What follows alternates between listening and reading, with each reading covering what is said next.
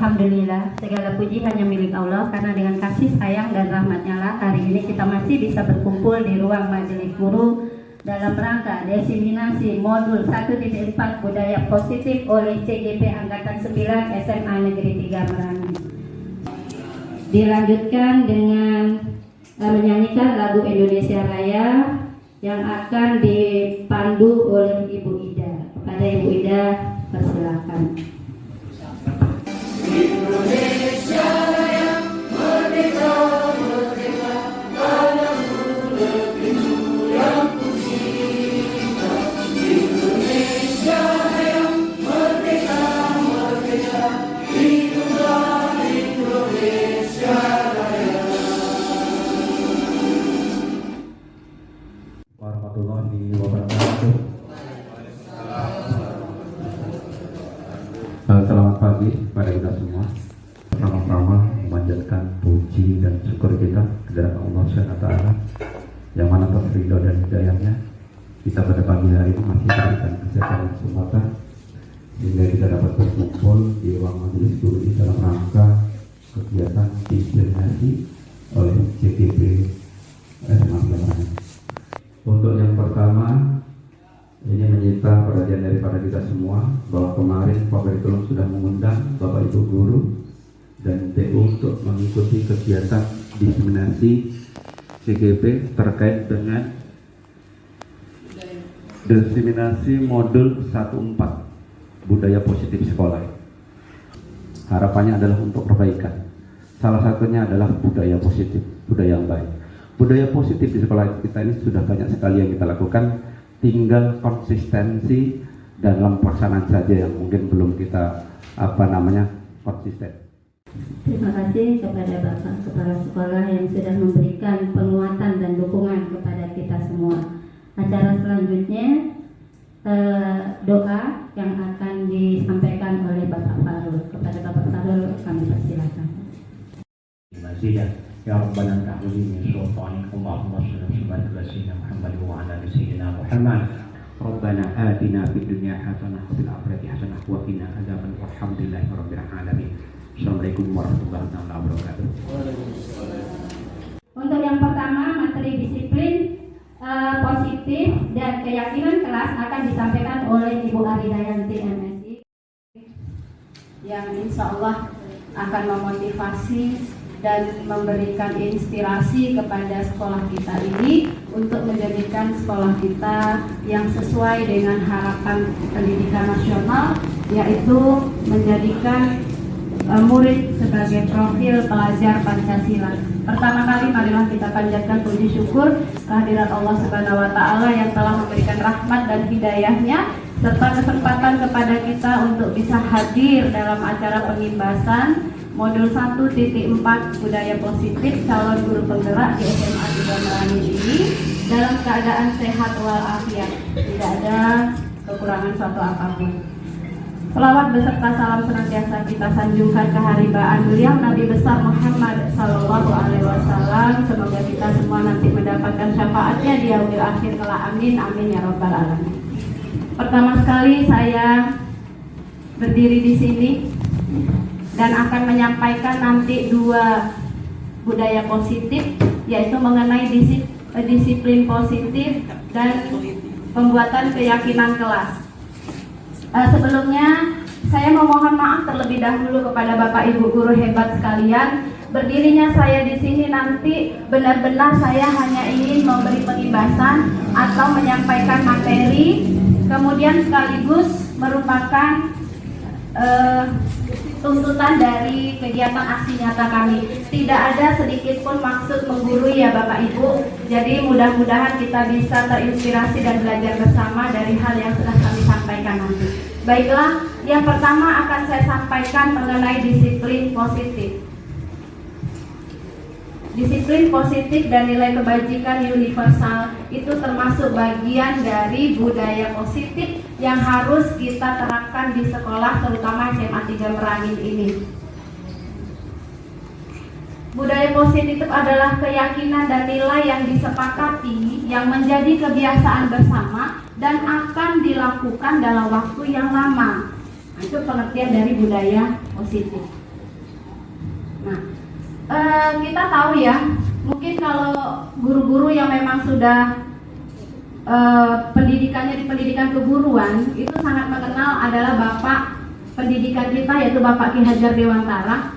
Jadi mengenai filosofi Ki Hajar Dewantara ini kita pelajari pada modul 1.1 awalnya, yaitu mengenai bagaimana sih cita-cita Ki Hajar Dewantara sebagai bapak pendidikan nasional ini untuk pendidikan Indonesia. Ki Hajar Dewantara yang paling terkenal filosofinya adalah mengatakan bahwa sekolah kita ini diibaratkan sebagai tanah untuk bercocok tanam. Kemudian kita, guru, itu diibaratkan sebagai petani yang nanti akan membuat tanaman itu menjadi tumbuh subur. Kemudian tanaman padi, tanaman ini saya ibaratkan tanamannya adalah padi ya. Tanaman padi itu sendiri adalah siswa-siswa kita. Nah, maka kita sebagai guru, sebagai petani, maka kita harus bagaimana supaya nanti memperbaiki kondisi tanah, memelihara tanaman padi, memberi pupuk dan air, membasmi hama dan penyakit pada tanaman tersebut supaya tanaman padi atau murid tadi menjadi bertumbuh dan berkembang sesuai dengan kodratnya. Nah, Ki Hajar Dewantara menyatakan kodrat murid itu adalah itu Bapak Ibu ya, kita punya murid yang unik, kita punya murid yang berbeda-beda. Jadi kodratnya beda-beda, tidak sama, karakteristiknya tidak sama. Maka tugas kita bukanlah kita melukis, bukanlah kita menulis di kertas yang kosong. Jadi pada dasarnya murid itu bukan kertas kosong yang harus kita lukis. Mereka sebenarnya sudah punya gambaran yang masih buram. Nah, kitalah yang membuat tulisan buram tadi menjadi jelas. Maka kita tuntun kodrat mereka. Contoh, kodrat mereka kan macam-macam tuh. Ada yang mereka hobinya di bidang ini, ada yang hobinya di bidang seni, ada yang hobinya di bidang sains. Maka kita tidak bisa memaksakan anak harus hobi di bidang yang kita inginkan. Jadi penjejalan materi-materi pembelajaran itu sesungguhnya tidak itu yang diharapkan oleh Ki Hajar Dewantara, tetapi adalah bagaimana memperbaiki karakter. Karakter itu adalah disebut dengan budaya positif yang akan nanti kita bicarakan. Lanjut. Tadi sudah kita katakan, guru itu haruslah mengusahakan sebuah lingkungan yang menyenangkan, aman, dan nyaman untuk bertumbuh siswa, menjaga dan melindungi setiap murid dari hal-hal yang kurang bermanfaat. Apabila lingkungan yang aman dan nyaman itu akan memberikan murid kesempatan dan kebebasan untuk mereka berproses, membuat kesalahan, belajar lagi, sehingga mampu mereka itu menerima dan menyerap suatu pembelajaran. Maka kesalahan itu sebenarnya adalah wajar kalau siswa membuat kesalahan, karena dia dalam proses. Maka dalam kegiatan ini bisa kita ambil kesimpulan tadi ya, sesungguhnya yang bisa mengontrol diri itu siapa? Kita sendiri. Kita nggak bisa diatur orang lain.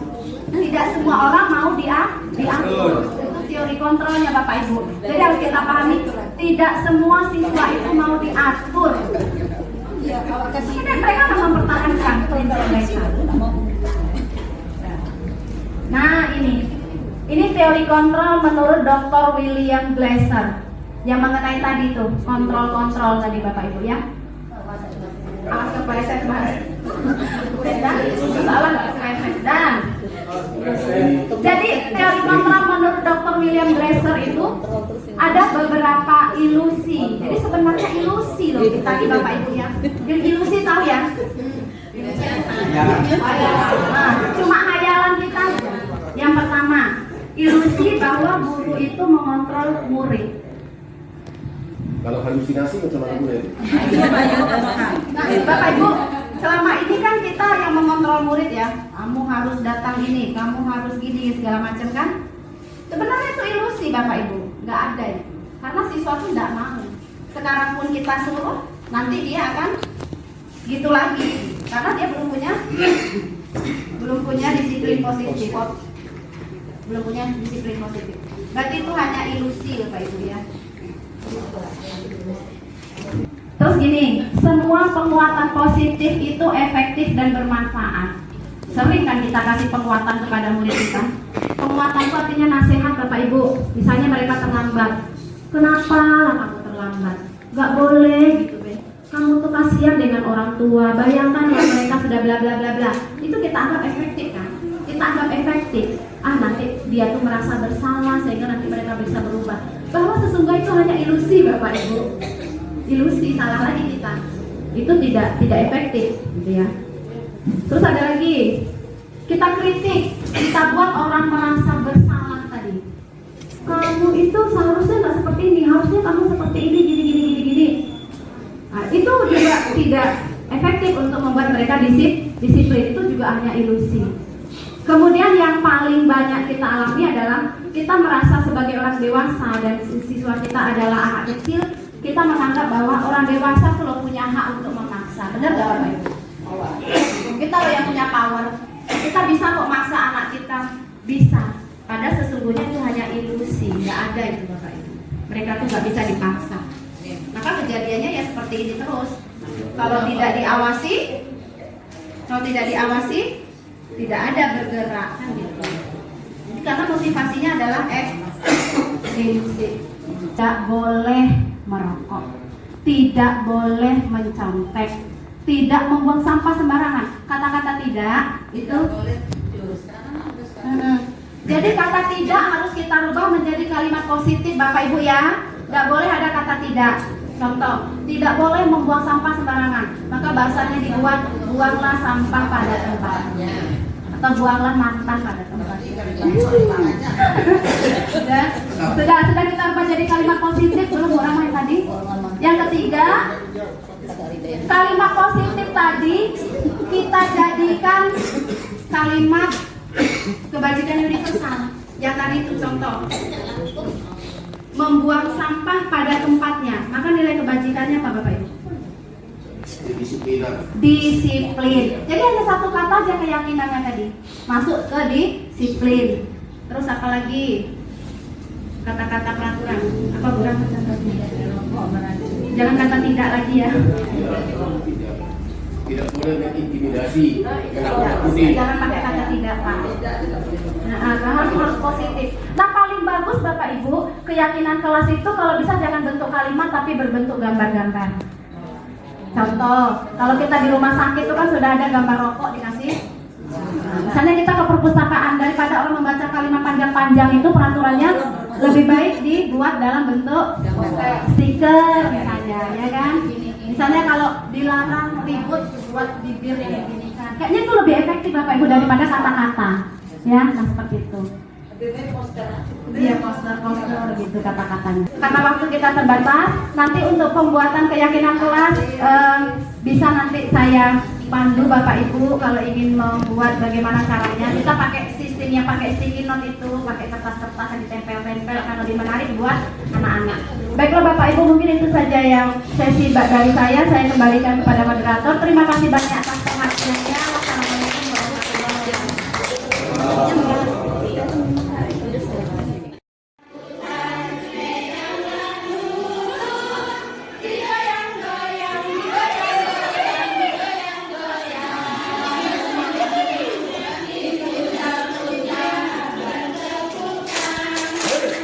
Materi kedua tentang 5 posisi kontrol dan 5 kebutuhan manusia akan disampaikan oleh Bapak Sudaryanto. Kepada Pak Sudar kita persilakan. Yang kami hormati Bapak Kepala Sekolah, Bapak Wakil, Bapak Guru semuanya. Yang akan saya sampaikan pada hari ini adalah yang pertama tentang 5 kebutuhan dasar manusia. Ini kebutuhan dasar manusia. Terus yang kedua adalah 5 posisi kontrol menurut Sain Gosen. Sesi yang ketiga akan saya sampaikan tentang teori motivasi, hukuman, dan penghargaan. Ketika musibah, kita panggil secara individu, kita berikan apresiasi dengan kata-kata. Ibu sangat berterima kasih, kamu sudah melakukan ini. Mungkin itu lebih bagus. Dan tidak perlu teman-teman lain tahu, karena nanti mereka sifatnya ingin dipuji. Tidak perlu juga teman-teman lain tahu. Tapi ada juga yang apresiasi itu boleh kita berikan secara klasikal. Kita berikan kepada seluruh teman sekelas gitu. Jadi memang kita harus mengurangi Bapak Ibu ya reward-reward yang seperti ini, kecuali memang perlombaan tadi boleh sesekali kan kita adakan lomba. Calon guru penggerak angkatan 9 SMA Negeri 3 Merangin, mohon doanya, mohon kolaborasinya, mohon dukungannya kepada Bapak Ibu guru hebat agar kami bisa bersama-sama mencapai finish pada April 2024 nanti. Mohon maaf atas segala kesalahan. Saya Endang Karyaningsih, Aridayanti, dan Bapak Sudaryanto mengundurkan diri. Billahi taufiq wal hidayah. Wassalamualaikum warahmatullahi wabarakatuh.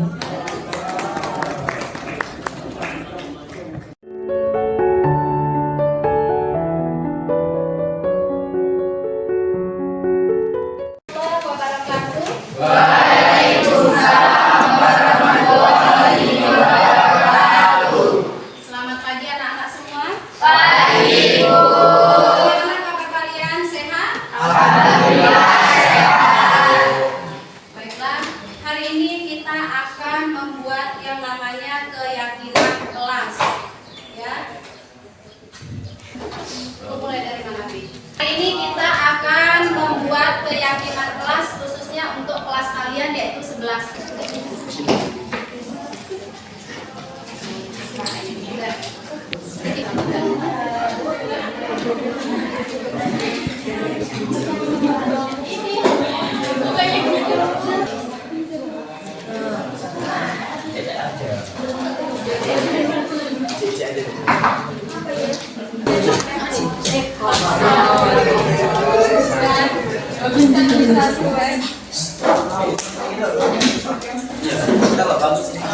Kita sudah membuat keyakinan kelas. Nanti keyakinan kelas ini akan kita cetak ya dalam bentuk kanva, kemudian ditempelkan di kelas kalian. Ini hasil dari keyakinan kelas yang sudah kita buat hari ini. Terima kasih atas perhatiannya. Ibu ucapkan Assalamualaikum warahmatullahi wabarakatuh.